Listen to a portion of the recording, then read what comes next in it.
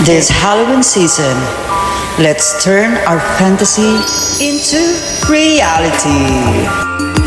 Ako si Ru, ang inyong lakwatserong bestie. For today's vlog, nandito tayo ngayon sa Whimsical Wonderland, located at Eastwood City. As you enter this spot, may kakaibang energy kang mararamdaman. If you are fan of fairy tales like Alice in Wonderland, mafe-feel mo talagang nasa Wonderland ka. This magical spot has a lot of attractions.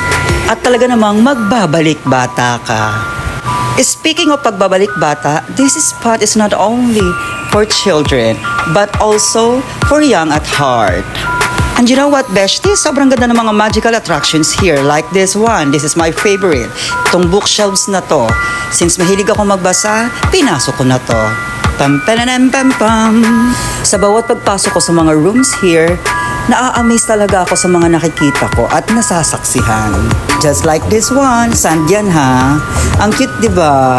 If you are not fan or do you have phobia sa mga faces at mascaras, do not enter this room attraction. Pero ako, na-enjoy ko to. Iba-iba talaga ang mga makikita mong attractions dito kada pasok mo. So dito ako naaliw. Ito talaga yung setup sa Alice in Wonderland, diba? Yung pagkain, yung dinner, yung puro sweets lang yung pagkain. Pero artificial lang yan, guys. If you remember the movie Barbie and the 12 Dancing Princesses, makaka-relate ka sa mga step lights na ito. And for sure, mahihil na naman ang inner child mo, bestie. While I am editing this video, sobra talaga akong natutuwa.